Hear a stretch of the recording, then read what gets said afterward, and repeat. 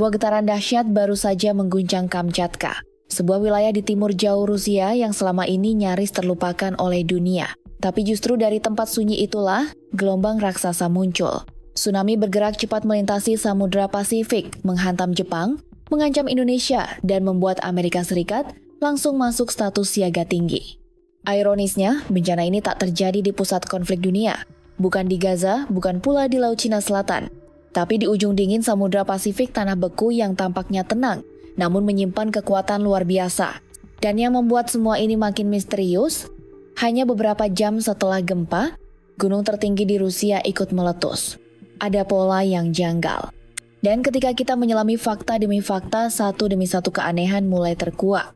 Tanggal 30 Juli 2025 pukul 3 dini hari waktu setempat, gempa bumi sangat kuat mengguncang wilayah lepas pantai semenanjung Kamchatka. Awalnya gempa tercatat berkekuatan 8,5 magnitudo, tapi tak lama kemudian diperbarui menjadi 8 oleh US Geological Survey.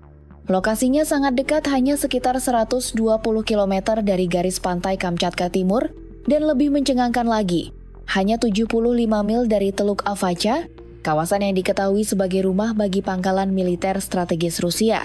Apa yang menyebabkan gempa ini? Jawabannya ada pada pertemuan dua lempeng raksasa. Lempeng Pasifik yang terus bergerak ke arah barat laut, bertabrakan dan menyelusup ke bawah lempeng Okhotsk, bagian dari daratan Rusia. Proses ini disebut subduksi, salah satu penyebab utama gempa bumi terdahsyat di dunia. Dan zona ini merupakan bagian dari cincin api Pasifik atau Ring of Fire, wilayah dengan aktivitas gempa dan gunung berapi paling tinggi di planet ini. Simulasi dari para ahli geologi menunjukkan bagaimana tekanan dari pergeseran lempeng tersebut telah menumpuk selama puluhan tahun. Ketika daya tahan kerak bumi tak lagi mampu menahan tekanan itu, energi dilepaskan secara eksplosif. Dan itulah yang terjadi di Kamchatka. Energi bumi yang tersimpan selama puluhan tahun dilepaskan dalam sekejap. Ring of Fire sendiri membentang sepanjang lebih dari 40.000 km, melingkari Samudra Pasifik dan mencakup banyak negara, Jepang, Indonesia, Filipina, Selandia Baru, hingga pantai barat Amerika. Sekitar 90% gempa bumi global terjadi di sini, termasuk 8 dari 10 gempa terbesar dalam sejarah. Kamchatka adalah salah satu simpul paling aktif di lingkaran ini. Tak hanya sering mengalami gempa besar, tapi juga letusan gunung berapi secara berkala. Maka ketika wilayah ini terguncang, banyak negara langsung meningkatkan kewaspadaan. Dan benar saja, tak butuh waktu lama alat sensor laut mendeteksi adanya lonjakan air hingga 4 meter. Tsunami pun muncul. Gelombang besar pertama menghantam pesisir timur Kamchatka dan beberapa pulau di Kepulauan Kuril, terutama pelabuhan Severokurilsk yang terdampak paling parah. Video dari media sosial memperlihatkan bagaimana dinding air menyapu perahu, kendaraan, dan bangunan pesisir. Dermaga hancur, akses logistik lumpuh. Gelombangnya memang relatif pendek, tapi kekuatannya sangat destruktif. Para seismolog menyebut peristiwa ini sebagai kombinasi langka, gempa dangkal, lokasi kritis, dan kondisi laut yang memperkuat gelombang. Meskipun status tsunami berakhir beberapa jam kemudian, peringatan terhadap gempa susulan tetap diberlakukan. Tapi perhatian dunia bukan hanya tertuju pada tsunami. Sorotan kini mengarah ke Teluk Avacha, lokasi dua pangkalan militer besar Rusia. Yang pertama, markas kapal selam rudal balistik nuklir kelas Borei dan Borei A. Yang kedua, pangkalan kapal selam serang dan kapal rudal berpemandu. Dua pangkalan ini adalah tulang punggung kekuatan Rusia di Samudra Pasifik. Rekaman drone menunjukkan sebagian pelabuhan rusak parah. Kapal karam dermaga terbelah. Namun kondisi di dalam pangkalan masih belum jelas. Cuaca buruk dan minimnya akses satelit membuat para analis militer dunia berspekulasi. Jika saat itu beberapa kapal selam sedang dalam masa perawatan atau palka terbuka, tsunami bisa menimbulkan kerusakan yang tak terlihat. Mulai dari kebocoran air laut, tabrakan antar kapal, hingga gangguan sistem peluncuran rudal. Seorang mantan perwira Angkatan Laut Rusia menyatakan bahwa fasilitas itu dibangun tahan serangan nuklir. Tapi tetap saja, sistem pertahanan bukan jaminan bahwa kerusakan tidak terjadi. Dan jika ada gangguan dalam sistem persenjataan bawah laut Rusia, maka konsekuensinya bisa sangat besar, bahkan secara geopolitik. Dan belum habis guncangan akibat gempa dan tsunami, beberapa jam kemudian Gunung Klyuchevskaya Sopka, gunung tertinggi dan paling aktif di Rusia, meletus. Letusan ini menyemburkan awan abu hingga 8.000 meter ke langit. Lalu lintas udara terganggu. Penerbangan sipil di wilayah Siberia Timur dibatalkan.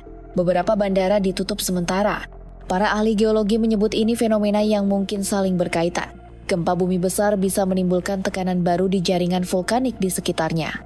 Guncangan tanah bisa membuka celah baru, melemahkan struktur magma dan mempercepat proses erupsi. Inilah yang disebut trigger eruption. Letusan yang dipicu oleh gempa besar, dan itu yang terjadi di Kamchatka.